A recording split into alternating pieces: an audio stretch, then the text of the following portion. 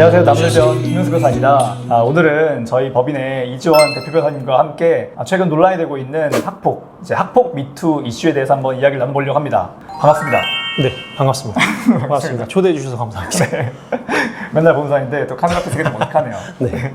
최근 스포츠계 그리고 연예계 할 거 없이 과거에 이런 식으로 폭력을 당했었다, 아니면은 어떤 식으로 왕따를 당했었다라는 식으로 이제 피해자들이 속출하고 있어요. 이런 이슈에 대해서 좀 많이 들어보셨나요? 네, 그 미투 운동이 쭉 활발해지면서 사실 최근에는 스포츠계에서 문제가 됐다가 특히 배구, 그리고 최근엔 연예계로 그게 번져서 끊임없이 나오고 있죠. 네, 뭐 6명, 7명 계속 나오고 있더라고요. 네네.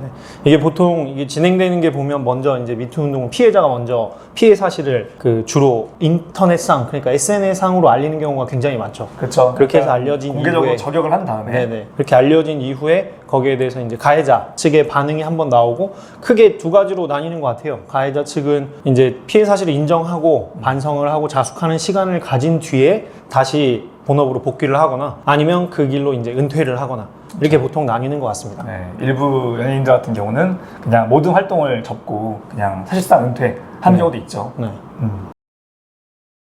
사실 학폭 이슈에 대해서 좀 피해자들이 많은 사람들이 지금 신고를 하고 문제를 하고 있다 보니까 좀 용기를 얻고 다들 피해를 입은 거를 그냥 숨기고 혼자만 앓고 있다가 이런 분위기에 좀 부응해서 좀 더 목소리를 내는 것도 있는 것 같아요. 네, 그게 어느 시점에 보면은 과거에 사실 이런 일들은 비일비재했었는데 뭐 사실 현재도 여전히 학교 폭력이 많이 문제가 되고 있지만 이런 게 문제다라는 사실을 모르고 넘어갔던 적이 훨씬 많았던 것 같습니다. 그렇죠. 좀 워낙 많은 애 있다 보니까 그냥 내가 이런 피해를 당했다고 하더라도 딱히 이거에 대해서 어떤 법적인 조치를 취하지 않고 문제 제기를 하지 않고 있다가 요즘 같은 분위기가 생기면서 마치 과거의 그런 미투 사건에 대해서도 되게 성범죄, 성추행 같은 게 많은 애 있을 때 다들 소리내지 못했던 것들을 이제 와서 좀 용기를 내서 문제 제기를 하고 이슈화 시키고 있는 그런 면이 있는 것 같습니다.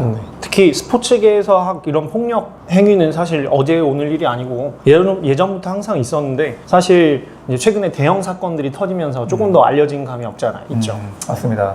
또 이런 피해자분들께서 뭐 SNS라든지 아니면 뭐 인터넷 게시판 이런 곳에 좀 공개적으로 저격을 하면서 가장 좀 많이 걱정하는 것들 중에 하나가 혹시 내가 이런 피해 사실을 알림으로 인해서 오히려 내가 역으로 명예훼손으로 처벌되는 게 아닌가 이런 걸 좀 많이 걱정하신다고 해요. 특히나 조금만 검색해보면은 우리나라에는 사실적시 명예훼손죄가 있다 이런 거 나오잖아요. 그런 것 때문에 많이 좀 두려워하시는데 만약에 내가 정말로 학교폭력 피해자다, 그런데 누군가를 저격하는 그런 피해를 올렸다, 이런 경우에 정말로 처벌 가능한 건가요? 이 경우에는 생각해 볼 점이 이제 두 가지 있을 것 같은데, 하나는 이제 SNS나 인터넷 상에서 피해 사실을 이렇게 공개적으로 얘기하는 것 자체가 사실 순기능과 역기능이 동시에 있습니다. 그러니까 순기능 자체는 이게 사실은 그 학폭이든 그게 기존에 개인이 해결하기가 좀 힘들었던 문제를 공론화를 시켜서 좀 대중적 관심도 불러일으키면서 피해자에게 좀 더 공감할 수 있는 분위기가 형성되는 거. 이에 반해서는 역기능으로는 사실 확인되지 않은 사실이 퍼졌을 때 이로 인해서 명예훼손 같은 어떤 피해가 가해자 측에 또 발생할 수 있다는 거죠.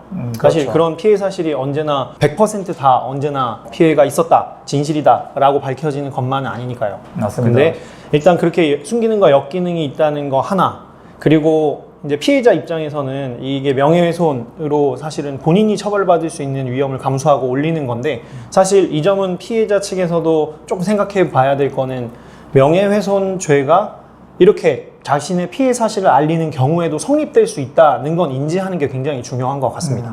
네, 그래서 그 과거 미투 열풍이 불 때 당시도 실제로 많은 피해자분들께서 목소리를 내서 과거에 숨겨졌던 그런 피해를 끄집어내고 결과적으로 당시에는 아무런 처벌도 받지 않았던 그런 가해자분들이 사회적으로 아니면 법적으로 단죄를 받았는데, 그 과정에서 일부 좀 억울한 가해자, 실제로는 하지 않았는데 익명성 뒤에 숨어가지고 사실과 다른 그런 미투 사실을 올리는 바람에 억울하게 좀 여론몰이를 당한 그런 게 있었잖아요. 마찬가지로 지금 현재 지금 학폭 관련해서 학폭 미투가 많이 이어지고 있는데, 근데 그 과정에서 사실과 다른 내용을 올린다면은 당연히 뭐 허위사실 적시, 명예훼손 처벌을 받겠죠.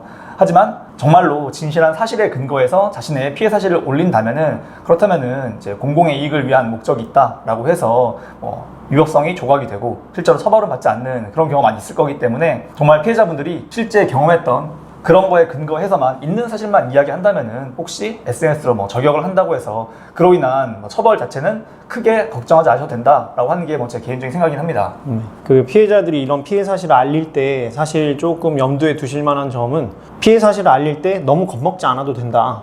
무슨 취지냐면 사실 우리나라 형법상 명예훼손, 사실적시를 해서 명예훼손을 하거나 허위사실적시 명예훼손 둘 다 있긴 하지만 사실은 공익적인 목적을 이런 경우에는 더 인정하는 경우가 많거든요. 다만 그거를 조심스럽게 좀 얘기를 하자면 적어도 자신의 일관된 진술을 좀 뒷받침할 수 있는 어떠한 증거 같은 거는 최소한으로 확보를 하거나 이거에 대한 법률 전문가의 조언을 들은 이후에 이 피해 사실을 어떤 방식으로 어떻게 알릴 것인지에 대한 고민은 좀 하고 이렇게 올리면 훨씬 좀 효과적인 결과를 얻어낼 수 있지 않을까 합니다. 맞습니다. 그리고 좀 많은 분들이 정말 옛날, 뭐 10년 전, 15년 전의 그런 일인 경우에는 증거가 안 남아 있습니다. 당시에 맞았던 그런 뭐 사진이 있는 것도 아니고, 그리고 뭐 녹음 파일이 있는 것도 아니고, 이런 경우에 내 피해 사실을 어떻게 입증하죠? 이런 걸 좀 많이 걱정하시는데, 사실 그런 뭐 사진, 뭐 CCTV 영상 이런 것만이 증거는 아니잖아요. 일단 피해자의 그런 진술도 있는 거고 당시 그 사건을 목격했던 주변 사람들의 증언도 있는 거기 때문에 이런 거라도 충분히 확보를 해 놓으시면은 그것만으로도 충분히 증거가 되고 나의 그런 피해 사실을 입증하는 데는 무리가 없습니다. 그렇기 때문에 말씀하신 것처럼 변호인의 도움을 받아서 변호인 조력을 받아서 관련 증거를 모은다면은 내가 학폭 미투를 한다고 해서 그로 인해서 오히려 명예훼손으로 고소를 당한다든지 아니면 내가 법적인 처벌을 받을 것을 우려할 필요 없다고 생각을 합니다.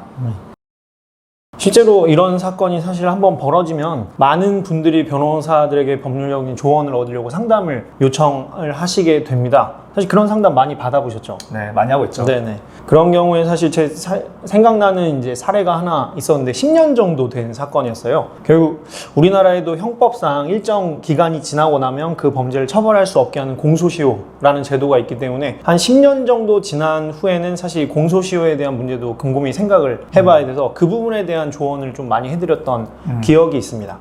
맞습니다. 지금 실제로 이 촬영을 하고 있는 현재 시점에서 가장 좀 논란이 되고 있는 이슈 같은 경우는 아무래도 유명 축구 선수, 뭐 기성용 선수의 뭐 성폭력 관련된 이슈인데 이런 경우에 오히려 좀 반대로 피해자라고 주장하고 있는 측에서 기성용 선수를 뭐 민형사상 고소를 한다든지 소송을 제기하는 게 아니라 오히려 반대로 피해자라고 주장하고 있는 쪽에서 기성용 선수에게 고소를 해라 라고 말하고 있어요. 사실 이게 그 공소시효 때문인 거거든요. 실제로 그런 피해가 있었다고 하더라도 이미 민사상 손해배상을 청구할 수 있는 시효도 지났고 그리고 경찰에 신고를 해서 처벌할 수 있게 되는 그런 시효도 지나버렸어요. 보통 우리가 보통 폭행을 당했다라고 하는 경우에 공소시효가 한 7년?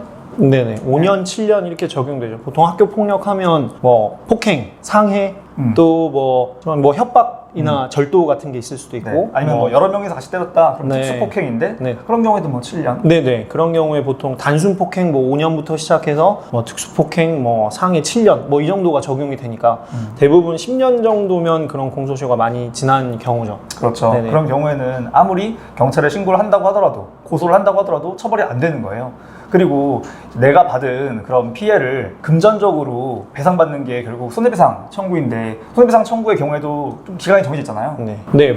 그 불법행위 손해배상 청구 기간 또 안날로부터 3년, 뭐 있음날로부터 10년. 이래서 사실 또 10년이라는 어떤 그런 숫자에 걸리기도 하고 이게 학교 폭력이 조금 심화돼서 만약 좀 성폭력까지 일어났다 그런 경우에는 또 10년 공소시효가 10년 정도가 또 적용되는 경우가 종종 있기 때문에 사실 10년 지난 이후에는 공소시효 때문에 피해자가 정작 자신이 어떤 법적인 그런 절차를 진행하지 못하게 되는 경우도 상당히 많긴 합니다. 네, 맞습니다. 그리고 이런 학교 폭력의 특성상 사실 피해자가 가해자가 누군지 알잖아요. 알기 때문에 결국 민사상 손해배상을 청구한다고 하더라도 이제 사건이 있은 날로부터 10년이라는 소멸시효보다는 가해자를 안 날로부터 3년이 적용되기 때문에 사실 3년 정말 금방 가죠.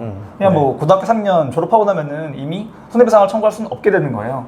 그러다 보니 어쩔 수 없이 법적인 해결을 기대하기 힘들고 이런 식으로 온라인에 SNS에 저격글을 올린 다음에 이거에 대해서 정말로 억울하다면은 그러면 기성용 선수가 오히려 지금 피해자라고 주장하고 있는 이런 사람들을 고소해라. 명예훼손으로 고소를 하면은 그때 수사기관이 개입돼서 정말로 그런 피해가 있었는지 아닌 건지 밝힐 테니까 차라리 고소를 해라 라는 식으로 오히려 피해자 쪽에서 고소를 하라고 얘기하고 있는 이런 상황이 발생하는 거죠.